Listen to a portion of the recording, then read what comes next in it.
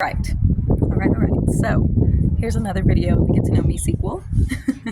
Especially because of the video that I made earlier. It really irritated somebody's soul. Like, come on, okay?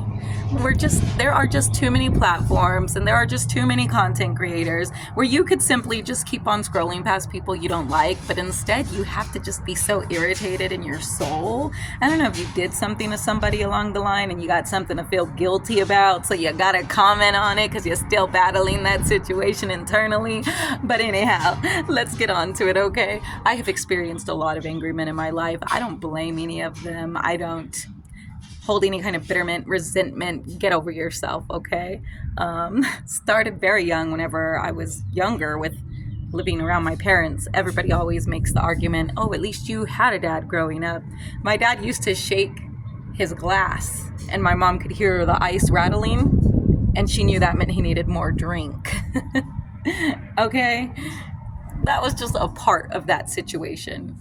And that wasn't just how he treated my mom. Like, it was just, that was the kind of uneasiness you felt around my father. I had so many nightmares of him growing up.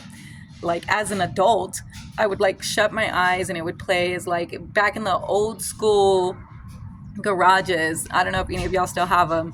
They had like those pegboards that had all like the little holes in them. So in this nightmare, it always started with me playing with my dad and we were like playing peekaboo in the little holes, and I'd go to one and then eventually he'd find me and it's like, ah, and then you go to another one and eventually he'd find me and it would be like, ah, but then it would slowly turn into like me going to it and his eye was like already there, and frantically going to the next one and his eye was already there. That's kind of how that played out. So the first real relationship I went into with my first kid's father, he was a very angry man as well. I was taught to do everything growing up in a millennial time frame. You know, we did all of our chores before we enjoyed ourselves out for the day, before we could sit down and watch cartoons. Like, you just had to do your chores. You had to learn your responsibility. And that's, you know, so we've carried that on somewhat through the newer generations, but not so much. It was really driven into us, like that family home, like this is who you need to be. And this is what your role is.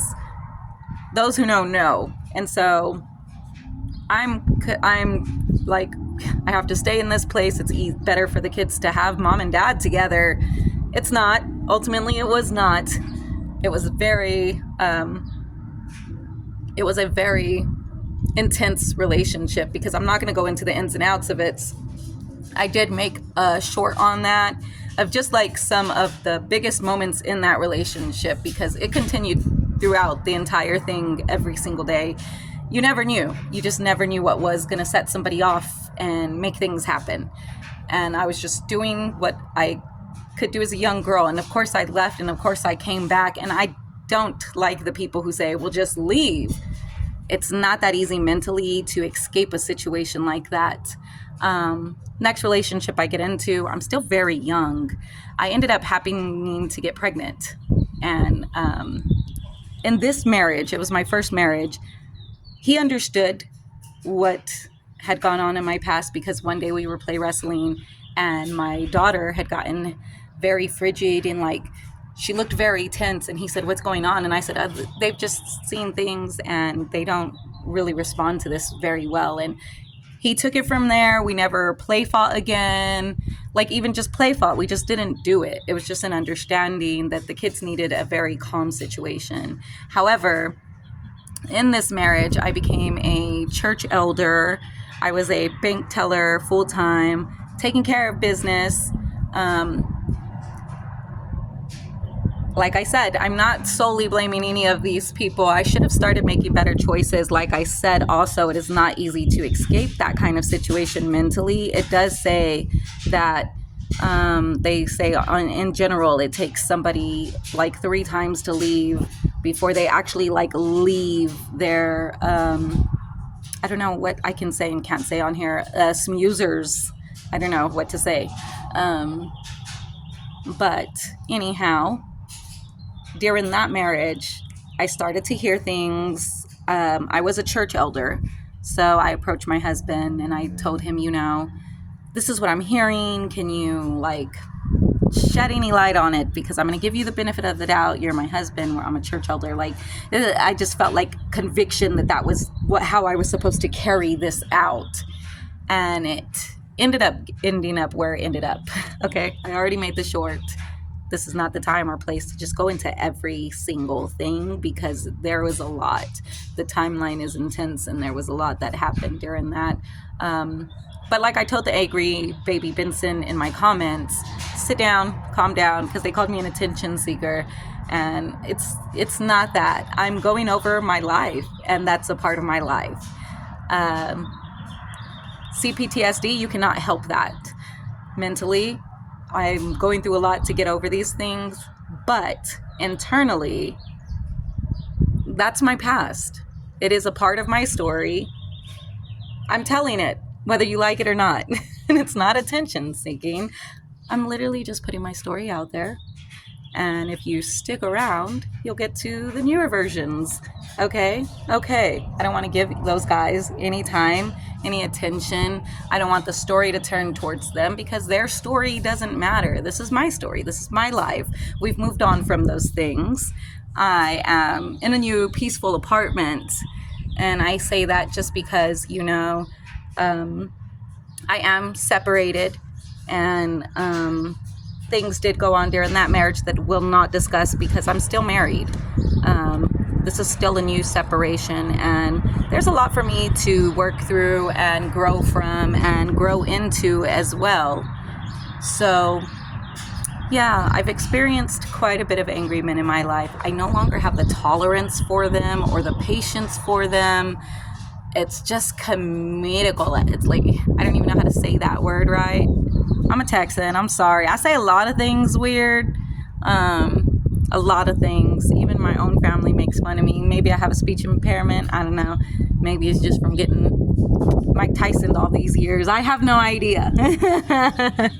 All the years before my, current marriage. But I will say this, everybody was talking about The Maid, and I thought that The Maid was something intensely different. I guess it's a lot like Before Us or This Ends With Us. What is that movie called with Blake Lively? I think it's This Ends With Us. So I was watching another clip of The Maid because I haven't been able to get myself to watch that since it came out because of what I experienced. The first clip that I saw showed her in a bus station with her daughter.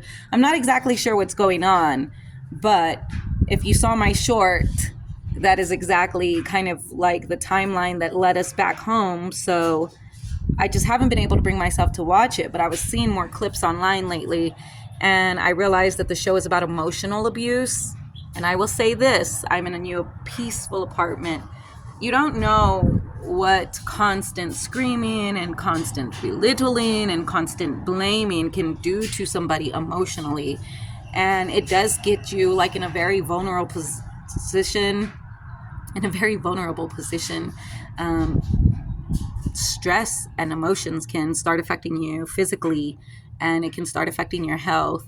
And,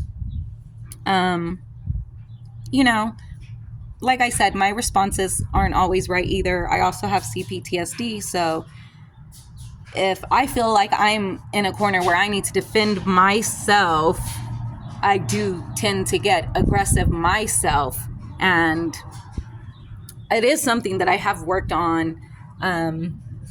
But yeah, at this time and place, I honestly just don't have the time and tolerance for any kind of angry men.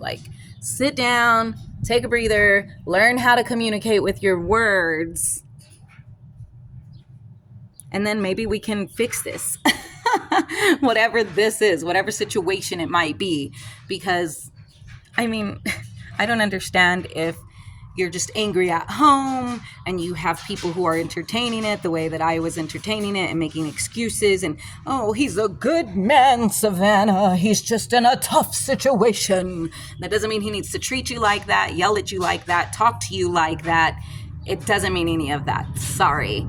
Tell that man the good man in a tough situation to go on with himself, okay? We ain't doing that, Savannah. But yes, that is this get to know me in this video because chill, sit down. I will be talking about my past. It's my past. Get over it. Okay? You'll be all right. I'll see you in the next video.